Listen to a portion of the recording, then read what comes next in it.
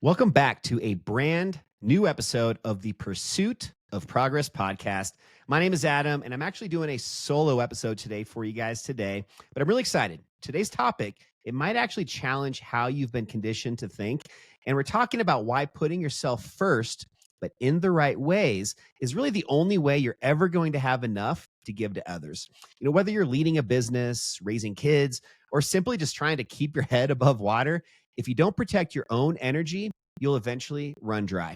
So, this one today is for anybody who's feeling stretched thin, maybe saying yes too much, or losing your own priorities while trying to please everyone else. So, really excited to share this one with you guys today. We're going to jump right into it with the first of 5 parts that I put together. So, this part 1 is all about redefining me driven. And what I mean by this is, growing up, a lot of us were taught that thinking about yourself was bad, being self centered, being, maybe a little bit too focused on what you're doing as opposed to helping and serving others.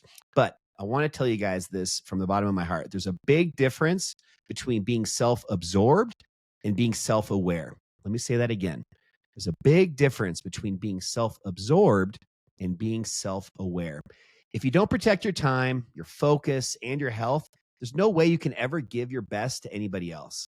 A good quote to remember on this one is, you can't pour from an empty cup. And as simple as that sounds, it is so true. Think about when you're on an airplane. What do they always tell you? They always tell you to put your oxygen mask on first before helping the person next to you. And, this is just such a simple, but very, impactful way to think about this when it comes to serving your own purpose and just getting to a point where you can be filled up yourself before pouring into others. The best way for me to close out this first point is, life, leadership, relationships, all of this stuff, they all follow that exact same principle. This isn't something that only applies to work or only applies to your personal life. You really can't apply this to everything. So why, yes, you might be, good on this front with maybe your home life, maybe you're struggling at work, and this could be a way that you could potentially make a little bit of an improvement this week if you start to focus a little bit again on serving yourself first and just getting to a healthy state of mind as well as physically. So that's the first part. The second part I want to talk about, though, is I think something that I've dealt with a lot in my past, and I think a lot of others, maybe you as well. And that's talking about saying yes too much. When yes can become a problem. What happens a lot of times, and this is something that I'm speaking on from personal experience, is that burnout often comes from having too many yeses, committing and saying yes to too many things. We all agree to things a lot of times out of guilt, fear, or even just obligation. We want to please the other person or the other party that's inviting us to do something. And, I just want to bring up just a personal example of this with me, just I'm a people pleaser. I like to always, if I can, help out and serve others and commit to whatever it is that they're asking for my help with. And my help with could be something as simple as just inviting me to something. And I don't know, this is something that is really hard to master, and I'm still nowhere near that point, but understanding that it's okay to say no. So yes is something that I think is really focused on and always looked as a positive, while no is always looked at as a negative. And no can also be a positive, meaning that by saying no, that can positively affect you by protecting your peace and protecting your limited amount of time and energy. Every yes that you're saying to somebody else, another way to look at this is that's really you're saying no to something for yourself. A really good way to combat this is having a very clear and a very, very structured list of what's the most important to you, what are your non-negotiables, where do you want to put all of your energy and your time and your effort into. And if these obligations, or at least these invitations, aren't serving any of those things on your list, it's probably not worth doing. Maybe it's worth passing on that.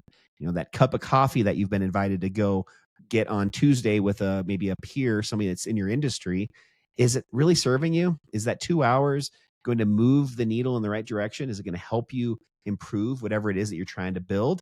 Or is it just kind of busy work? Is it just wasting time? And I don't want that to come off the wrong way. There's still plenty of value in social interactions with other people, but really having a clear, guideline that you can have for yourself on what is and what isn't serving you, and being okay and comfortable with saying no. Another way to think about this is no is a complete sentence. Let me say that again. No is a complete sentence. No explanations are required. Get okay with yourself and be okay with saying no and not feeling obligated to follow that up with an excuse or a reason behind it.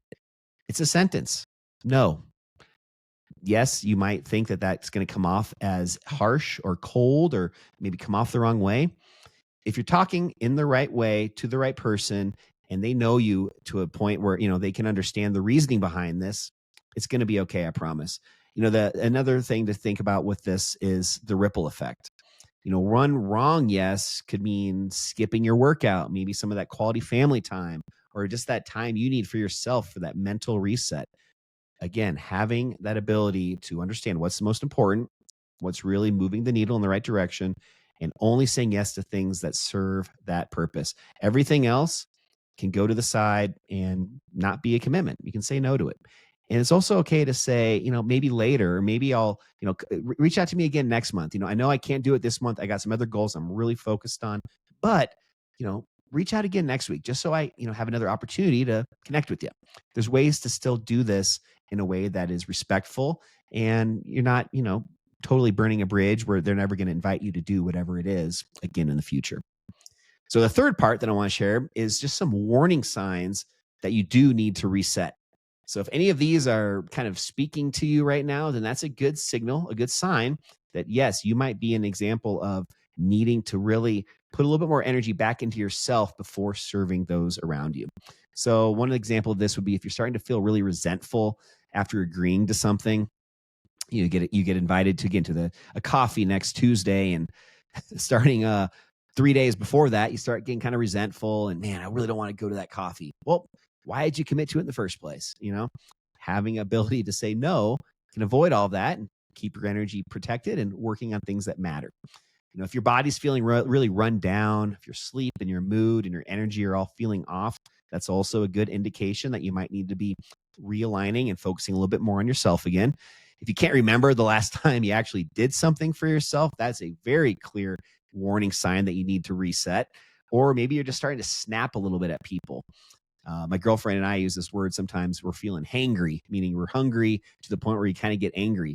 I can relate to that also from this perspective, where if you're just so overwhelmed and you're committing to too much, I can kind of get a little moody in that example too. So maybe that's the case. And if you're feeling that way, maybe that's an indication you need to reset. All these, they're not weaknesses. They're really just signals to pause and reset. Usually it's not a complete breakdown. It's usually more of just a boundary problem, just not setting those really clear boundaries and protecting your peace. So that fourth part that I want to share is now a little bit more tactical ways to protect your energy.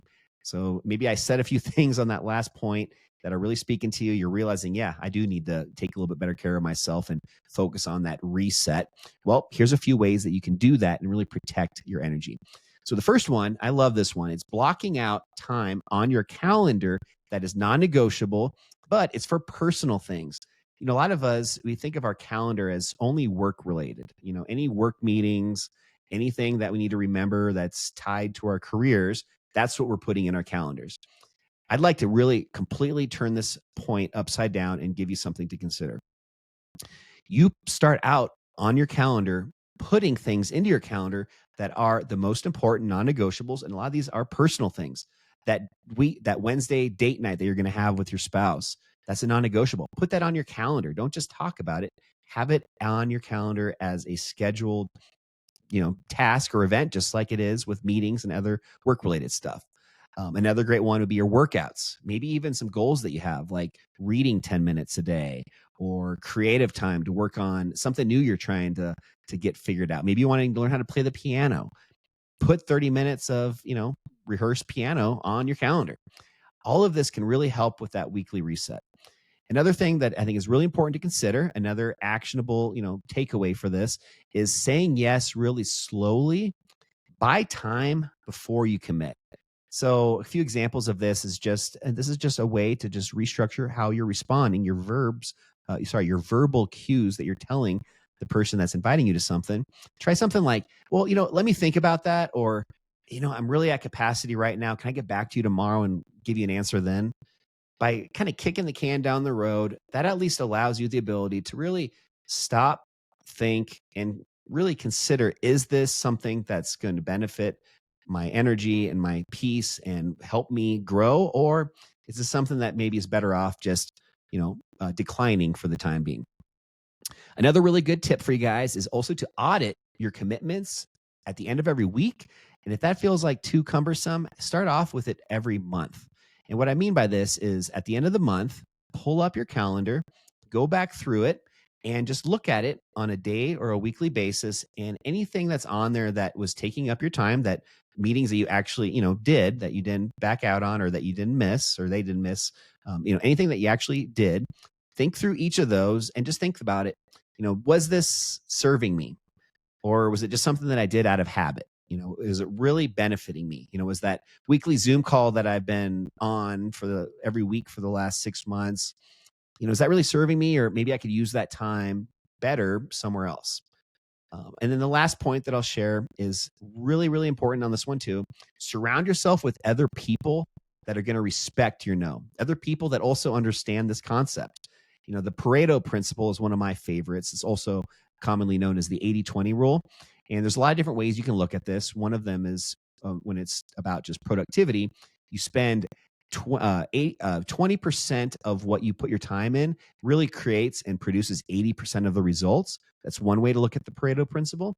But another one is looking at it from the people that you're surrounding yourself with. The 5 people that you put the most energy and time into, the people that you spend the most amount of time with, those are all the people that are going to be influencing you the most. So really be intentional about who those people are, who you're spending your time with. And those people hopefully are going to also have that same mindset and same understanding that you do, where it's okay to say no. And they're going to understand that the reason is nothing against them. It's nothing personal. It's because you've got bigger things that you're working on, and they're going to understand that, I promise. Okay. And then the last and final thing that I prepared for you that I really wanted to share as kind of this final point is talking about how you can serve better after you fueled yourself up. So just kind of tying this all back in on one final point. So once you take care of your needs, you can totally, absolutely, indefinitely always give your best to others. And I'm just using as many adjectives as I can there because I think this is just such an important concept to really consider, and everybody can get better at this, myself included. Once you've been really practicing this and learning how to say no and learning how to really put all of your energy into what matters, you're going to start showing up. You're going to be more present. You're going to be more generous. You're going to be more effective. You're going to be more creative. All of these powerful, positive attributes can all be done simply by respecting your own personal energy and making sure that you're taking care of yourself. It's just crazy how easy it is for us to kind of give ourselves this lower bar, this lower standard than others.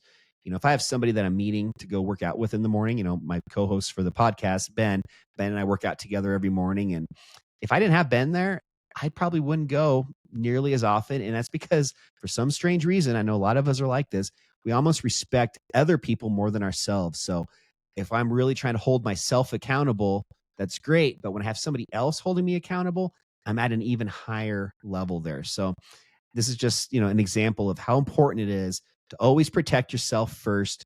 It's not selfish, it's sustainable. Burnout doesn't come from doing a lot. It comes from doing the wrong things for way too long. And that is just something that I think all of us can really think about and do these occasional audits on our own personal lives and really be just honest with each other on, or I should say, honest with ourselves about what's really important to us, what matters the most, and putting all of our time and energy into that. We're going to be happier. We're going to be more productive. And overall, it's just going to be a much better place to live life from. So, you guys, you can't build a meaningful life, a business, or a family if you're always drained. So protect your time, protect your energy. This is not optional. It's responsible.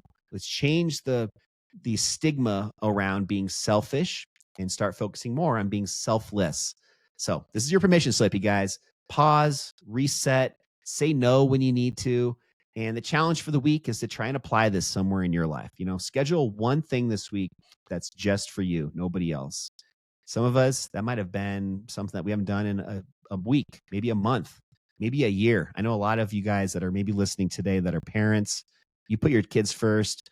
You don't have any level of this maybe directly on yourself. So the more you can just, really give yourself that gift of that time, of that peace, of that energy, whatever it is that you really want to get better at for yourself, give yourself that gift. And this week, schedule time and make it happen. So if this resonated with you guys today, hopefully it did. Share it with a friend. We'd love to help grow the show as much as we can. The only way to do that is by having our great viewers and our listeners of the show just share it with anybody else that they think might get some value out of this. So hopefully you guys did. Hopefully somebody else can as well that you know. So please share the show. And as always, don't forget, we have full video versions every week on YouTube, as well as all episodes are available on Spotify, Apple, Amazon, all other major podcast platforms. New episodes drop every single Friday. And with that, I hope you guys have a great week, a very positive, productive week. And I'm excited to hear how this goes for you. So shoot me a DM, shoot me a message on social media. I would love to know just how this might be affecting your lives. And hopefully a week later, you can report back to me and say that you made at least a little bit of an improvement on this. So you guys, hope you have a great rest of your day. I'll see you next week on a brand new episode of the Pursuit of Progress podcast. I'll see you then.